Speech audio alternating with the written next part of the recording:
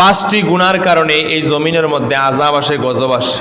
তার মধ্যে একটা গুনাহ হলো যখন মানুষ যাকাত দেওয়া বন্ধ করে দেবে, তখন আল্লাহ রাব্বুল আলামিন রহমতের বৃষ্টি উঠিয়ে নেবেন। কি করবেন? রহমতের বৃষ্টি উঠিয়ে নেবেন। রহমতের আর বৃষ্টি হবে না।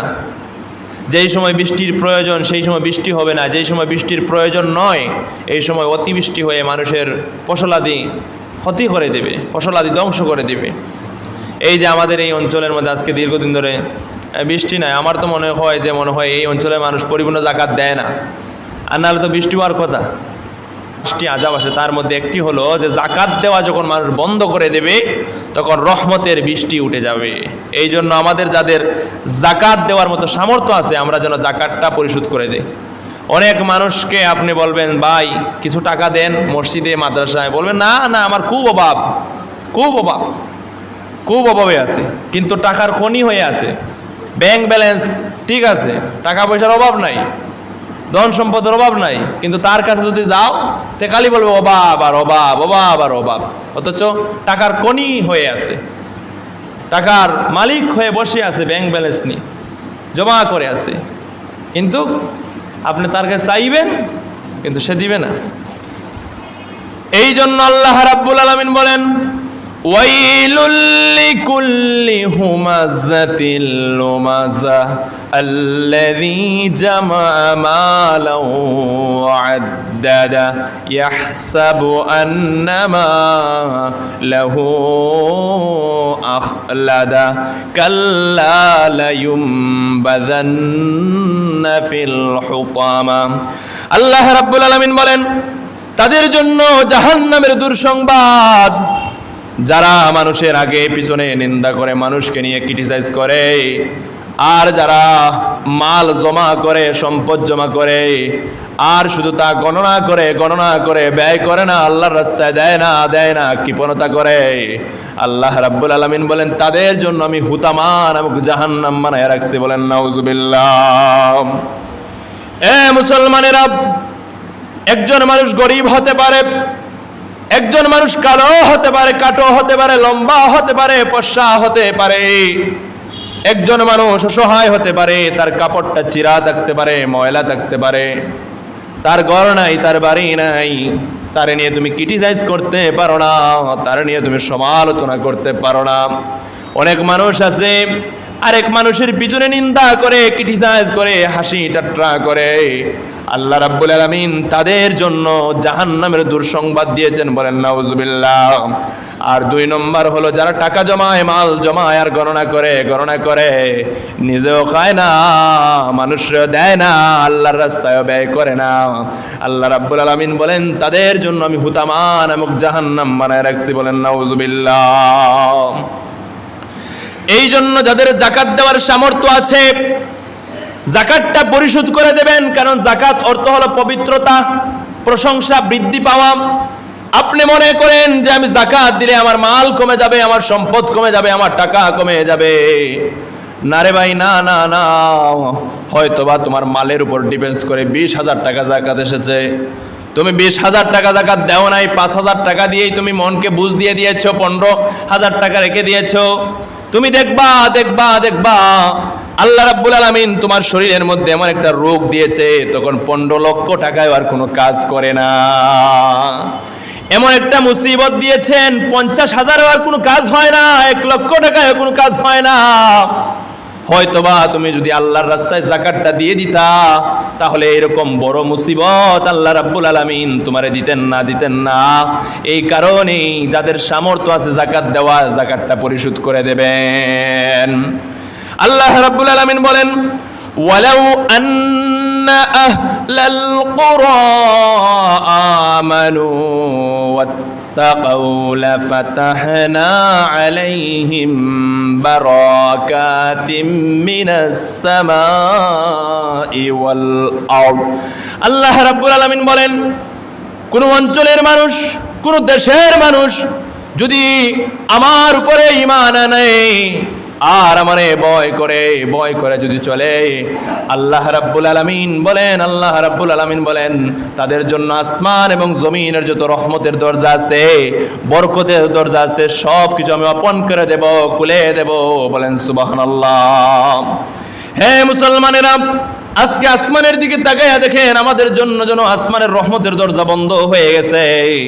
আজকে জমিনের দিকে তাকাইয়া দেখেন, যেন জমিনের রহমতের দরজা বন্ধ হয়ে গেছে। তার একটাই কারণ হলো, আমরা পরিপূর্ণভাবে আল্লাহরে ভয় করি না, আল্লাহর ইবাদত করি না, আল্লাহর গোলামি করি না, আর পরিপূর্ণ আমাদের ঈমান নাই, বিশ্বাস নাই। এই কারণেই তো আমাদের উপরে এক এক করে শুধু আল্লাহর আযাব আসে, গজব আসে। এই যে আজকে এতদিন হয়ে গেল বৃষ্টি পড়ে না, এর একটাই কারণ হলো আমাদের আমল নাই, আমাদের ঈমান নাই। আমাদের পরিপূর্ণ যদি ঈমান থাকতো, আমল থাকতো, ভয় থাকতো, তাহলে অবশ্যই রহমতের বৃষ্টি এই জমিনের মধ্যে বর্ষণ হইতো। যাদের যাকাত দেওয়ার সামর্থ্য আছে, যাকাতটা পরিশোধ করে দেবেন। এই যাকাত বড় একটা গুরুত্বপূর্ণ বিষয়। যাকাত শুধু এখনকার মানুষরা অস্বীকার করে তা নয়, আগের যুগেরও যারা সম্পদশালী ছিল তারাও কিন্তু যাকাতকে অস্বীকার করেছিল। হযরতে মূসা আলাইহিস সালাতু ওয়াস সালামের কারণের অনেক সম্পদ ছিল, কারণের সম্পদের কোনো অভাব নাই, 100টি উট ছিল। ওই 100টা উট তার গুদামের চাবি বহন করত, তালার চাবি বহন করত। এখন বুঝেন কত সম্পদের মালিক কারণ। হযরতে মূসা আলাইহিস সালাতু ওয়াস সালাম তারে বললেন, ও আল্লাহর বান্দা, তোমারে আল্লাহ রাব্বুল আলামিন সম্পদ দিয়েছে, মাল দিয়েছে, তুমি কি করো? যাকাত দাও। কারণ তো যাকাত দিলই না, বরঞ্চ হযরতে মূসা আলাইহিস সালাতু ওয়াস সালামকে বেইজ্জত করার জন্য, মানহানি করার জন্য সে কি করল? হযরতে মূসা আলাইহিস সালাতু ওয়াস সালাম খোলা ময়দানে ওয়াজ করতেছেন। ওই কারণ কি করলো? একটা পতিতা মহিলারে বাড়া করে বলল যে মূসা যখন ওয়াজ করবে মাঠের মধ্যে, তখন তুমি দাঁড়িয়ে যাবা, দাঁড়িয়ে সবার সামনে বলবা যে মূসা তোমার সাথে জিনা করেছে। বলেন নাউজুবিল্লাহ। কেন? কারণ হলো মানুষ বলবে যে তুমি একজন হুজুর হইয়া, নবী হইয়া জিনা করো, যাতে সে বেইজ্জত হয়, আর যাতে বড় বড় ওয়াজ করে না, যে মূসার ওয়াজ বন্ধ করানোর জন্য, যাকাতের ওয়াজ বন্ধ করার জন্য, কারণ কি করলো? সে একটা পতিতা মহিলারে বাড়া করলো। হযরতে মূসা আলাইহিস সালাতু ওয়াস সালাম ওয়াজ করতেছেন, পতিতা মহিলা দাঁড়ায় গেছে, যে মূসা আলাইহিস সালাতু ওয়াস সালামের নামে বলবে যে মূসা আলাইহিস সালাতু ওয়াস সালাম জিনা করেছে। হযরতে মূসা আলাইহিস সালাতু ওয়াস সালামকে দেখে ওই মহিলা কাঁপতে শুরু করলো। মূসা আলাইহিস সালাতু ওয়াস সালাম বললেন, কেন তুমি দাঁড়াইলা, আর এরকম কেন কাঁপো? তখন সে বলল যে কারণ আমারে বাড়া করেছে, যাতে করে আমি বলি যে আপনি আমার সাথে জিনা করেছেন। হযরতে মূসা আলাইহিস সালাতু ওয়াস সালাম রাগান্বিত হয়ে গেলেন, আল্লাহরে বললেন, আল্লাহ ওই মাটিকে আমার জন্য বাধ্য করে দাও। আল্লাহ রাব্বুল আলামিন মূসা আলাইহিস সালাতু ওয়াস সালামের সব কথা মেনে নিতেন। আল্লাহ বললেন, ঠিক আছে যাও, মাটিকে তোমার বাধ্য করে দিলাম, মাটি তোমার কথা শুনবে। হযরতে মূসা আলাইহিস সালাতু ওয়াস সালাম কারুনকে মাটি যাতে কে ফেলে, এই জন্য মাটিকে অর্ডার করলেন, মাটির এই কারুনকে তুমি গিলে ফেলো। মাটি কারুনকে গিলে ফেলতেছে, মাটির ভিতরে কারুন ঢুকে যাইতেছে। তখন কারণ বেশি করে হযরতে মূসা আলাইহিস সালাতু ওয়াস সালামের কাছে মাফ চায়, বলে ও আল্লাহর পয়গম্বর, আমার ভুল হয়ে গেছে, আমার অপরাধ হয়ে গেছে, আপনি আমারে মাফ করে দেন। হযরতে মূসা আলাইহিস সালাতু ওয়াস সালাম বললেন, তোর কোনো মাফ নাই। এখানে বিভিন্ন মুফাসসিরিন কেরামগণ বলেছেন যে কারণ যদি মূসা আলাইহিস সালাতু ওয়াস সালামের কাছে মাফ না চাই, আল্লাহর কাছে মাফ চাইতো, হয়তো বা আল্লাহ রাব্বুল আলামিন তারে মাফ করে উদ্ধার করে দিতেন। কিন্তু কারণ আল্লাহর কাছে মাফ চায় নাই, মূসা আলাইহিস সালাতু ওয়াস সালামের কাছে মাফ চেয়েছে, এই কারণে আল্লাহ রাব্বুল আলামিন তারে মাফ করে নাই। আর মূসা তো রাগান্বিত হয়ে গেলেন, তিনিও মাফ করে নাই।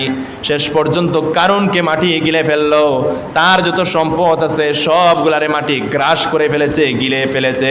এই জন্য ঐতিহাসিকরা বলে যে কারণের সম্পদকে আল্লাহ রাব্বুল আলামিন মাটির সাথে মিশিয়ে দিয়েছেন, বালুর সাথে মিশিয়ে দিয়েছেন। এই জন্য আপনি যদি বালুচরের মধ্যে যান, যখন সূর্য উঠে দেখবেন চিকচিক করতে থাকে বালিগুলা, তখন সবাই বলে যে কারণের মালগুলা চিকচিক চিকচিক করতেছে।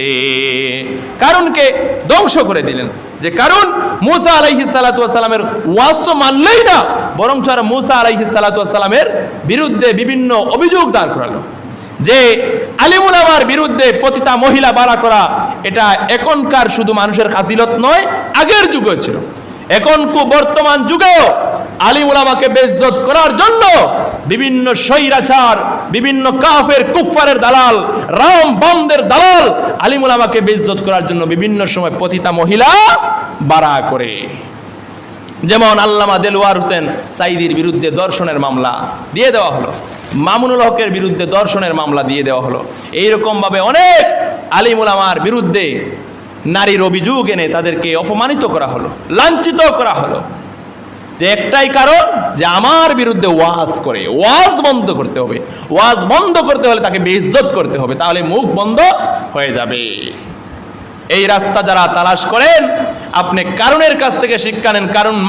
কারণকে মাটি কে ফেলেছে? এই রাস্তা যারা অবলম্বন করে আপনার স্বৈরাচার লেডিস্ট ফেরাউন হামানের কাছ থেকে আপনারা শিক্ষা নেন, তাকে আল্লাহ রাব্বুল আলামিন ধ্বংস করে দিয়েছে। যে এই মহিলা দেশ থেকে পালিয়ে গেছে, সেও বলে দেশের বাইরে থেকে বলে যে সবার লিস্ট করে রাখা হবে, সবার খবর আছে। পালিয়ে গেছে, আবার কয় সবার খবর আছে। বাইরে থেকে বলে সবার খবর আছে। এর কাছ থেকে শিক্ষা নাও যে এরকম যদি মিথ্যা অভিযোগ আলিম উলামার বিরুদ্ধে করো, তাহলে এরকম ধ্বংস হতে হবে।